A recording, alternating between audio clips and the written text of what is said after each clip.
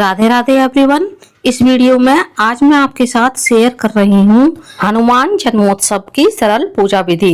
हनुमान जन्मोत्सव चैत्र मास की पूर्णिमा को बनाया जाता है। यह दिन अंजनी पुत्र हनुमान के जन्मदिन और भक्ति शक्ति के रूप में मनाया जाता है। इस दिन को हनुमान जयंती के नाम से भी जाना जाता है। तो चलिए आइए देख लेते हैं हमें पूजा किस प्रकार से करनी है। पूजा के लिए हम एक चौकी लगाएंगे। चौकी पर लाल वस्त्र बिछाएंगे। हनुमान जी को लाल रंग अति प्रिय होता है, तो हमें लाल रंग का वस्त्र चौकी पर बिछाना है। अब हम फूलों का आसन देते हुए सर्वप्रथम भगवान गणेश को चौकी पर पराजित कर देंगे। अब हम फूलों का ही आसन देते हुए हनुमान जी की फोटो को या फिर हनुमान जी के विग्रह को चौकी पर स्थापित कर लेंगे। यदि आपके पास हनुमान जी का विग्रह है तो आप उन्हें पंचामृत से स्नान भी करा सकते हैं। अब चूंकि भगवान राम के बिना हनुमान जी की पूजा अधूरी मानी जाती है, तो यदि आपके पास भगवान राम की फोटो है तो आप फोटो को चौकी पर विराजित कर लीजिए।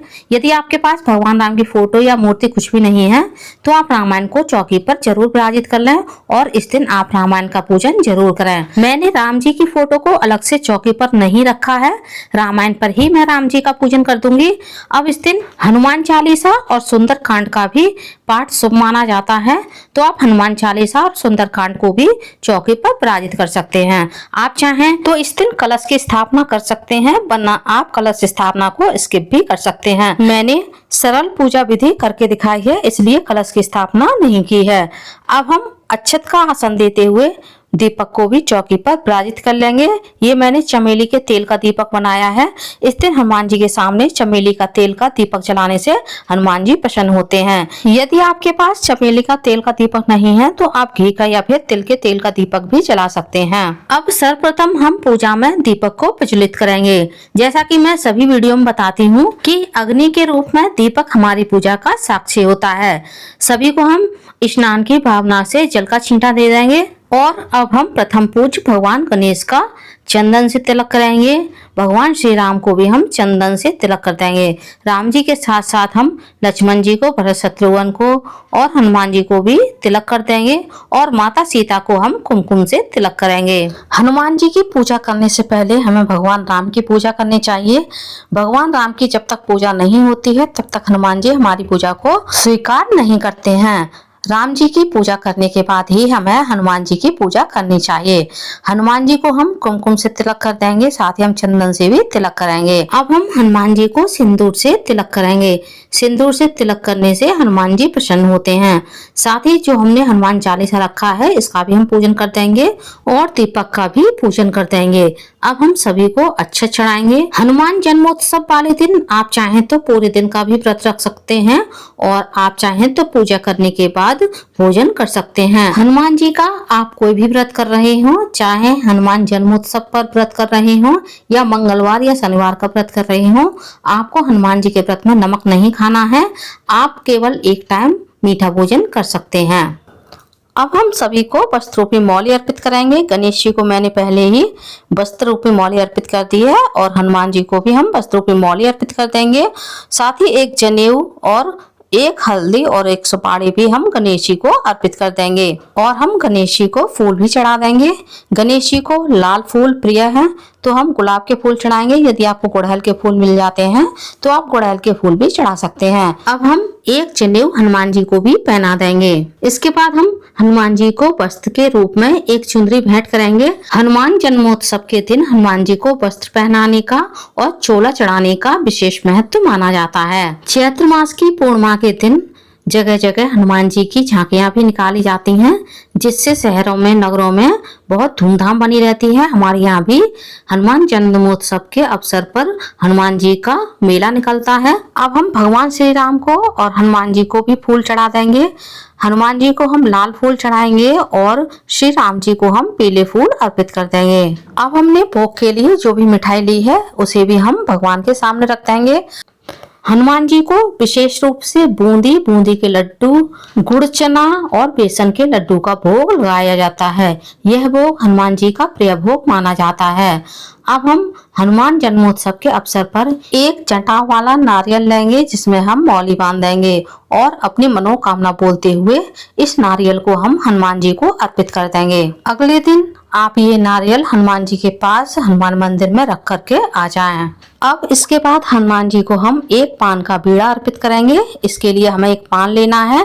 पान पर हम रखेंगे एक बतासा, एक इलायची, सुपारी और 2 लौंग। अब हमें हनुमान जी को तुलसी का भोग लगाना है।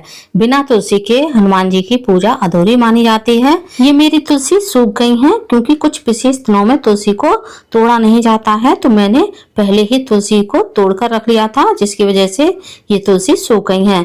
तुलसी सूख जाए या हरी हो, उसका महत्व कम नहीं होता है। एकादशी, द्वादशी, रविवार, शुक्रवार, पूर्णिमा, अमावस्या और चतुर्दशी के दिन तुलसी नहीं तोड़ी जाती है, तो आपको इस बात का भी ध्यान रखना है। हनुमान जन्मोत्सव वाले दिन आपको तुलसी नहीं तोड़नी है। अब हम हनुमान जी को कुछ दक्षिणा अर्पित करेंगे और फलों का भोग लगाएंगे।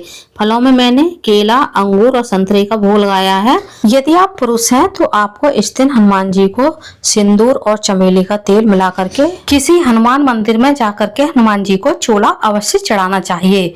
साथ ही शाम के समय हमें हनुमान जी के सामने 5 या 7 दीपक का दीपदान भी करना चाहिए। ये दीपक आप मिट्टी के भी ले सकते हैं या फिर आप आटे के दीपक भी बना सकते हैं। इस दिन आपको हनुमान जी के सामने हवन भी जरूर करना चाहिए।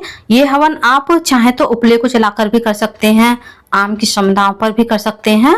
मैं ये हवन बतासे पर कर रही हूँ। बतासे पर हम एक कपूर रखेंगे और अग्नि को प्रज्वलित कर लेंगे। अब हम हवन सामग्री से हवन करेंगे। सबसे पहले हम किसी भी हवन में गौरी गणेश के नाम से आहुतियां देते हैं। आप गौरी गणेश के नाम से 5-5 आहुतियां दे सकते हैं। उसके बाद हम 5 आहुतियां राम जी के नाम से देंगे। उसके बाद हम हनुमान जी के नाम से आहुतियां देंगे। बीच बीच में हम घी की और कपूर की भी आहुति देते रहेंगे, जिससे हवन कुंड की अग्नि शांत ना हो। अब हम हनुमान जी को लौंग का, इलायची का और बतासे का भोग लगाएंगे।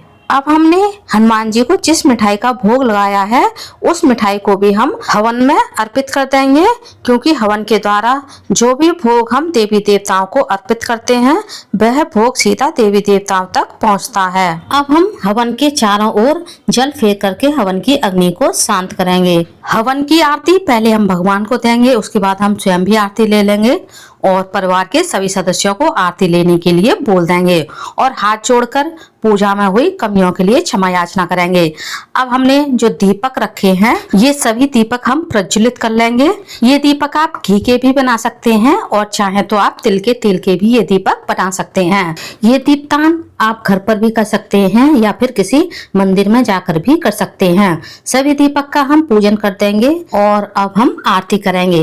पहले हम भगवान गणेश की आरती करेंगे, उसके बाद हम भगवान राम की आरती करेंगे और उसके बाद हम हनुमान जी की आरती करेंगे। आरती की जय हनुमान लला की, दुष्ट दलन रघुनाथ कला की। और अब हम आरती की अग्नि को भी शांत कर देंगे और हाथ जोड़ करके हम भगवान से पूजा में रही कमियों के लिए, गलती से कोई गलती हो गई हो उस अपराध के लिए क्षमा याचना करेंगे। इसके बाद हमें हनुमान चालीसा, सुंदरकांड या फिर रामायण का पाठ इस दिन अवश्य करना चाहिए। आप कुछ भी ना कर सकें तो कम से कम इस दिन आप हनुमान चालीसा का पाठ अवश्य करें। हनुमान जी के सामने जो हमने भोग रखा है इस भोग के ओर भी हम चारों ओर जल फेर करके इस भोग को भी हम भगवान को समर्पित कर देंगे। उसके बाद हम ये भोग अपने परिवार के सभी सदस्यों को बांट देंगे और स्वयं भी इस भोग को हम ग्रहण करेंगे। यदि आपने व्रत रखा है तो आप इस प्रसाद को शाम के समय ग्रहण करें। दिन में आप फलाहारी भोजन कर लें। पूजा की चौकी को आपको अगले दिन बढ़ाना है और रामायण को आप यथास्थान संभाल करके रख दें। नारियल को आप किसी हनुमान मंदिर में हनुमान जी के पास रखवा दें और जो हनुमान जी की फोटो है इसे आप अपने मंदिर में विराजित कर लें। और जो हमने हनुमान जी को जनेऊ चढ़ाया है आप चाहे तो इस जनेऊ को विसर्जन कर दें, वरना आप किसी ब्राह्मण को भी इस जनेऊ को दान कर सकते हैं। और हनुमान चालीसा को अपनी धार्मिक पुस्तकों में रख दें। आई होप आपको हनुमान जन्मोत्सव का मेरा ये सरल सा वीडियो पसंद आया होगा। वीडियो कैसा लगा कमेंट्स में जरूर बताइएगा और यदि आप मेरे चैनल पूनम की आस्था पर पहली बार आए हैं तो प्लीज चैनल को सब्सक्राइब कर लीजिए, वीडियो को ज्यादा से ज्यादा लाइक कीजिए, शेयर कीजिए, साथ ही बेल आइकन को प्रेस कर दीजिए ताकि हमारी आने वाली सारी लेटेस्ट वीडियो की नोटिफिकेशन आप लोगों को टाइम से मिल सके। कमेंट्स में जय श्री राम अवश्य लिखिएगा। धन्यवाद फ्रेंड्स। जय श्री राम। राधे राधे।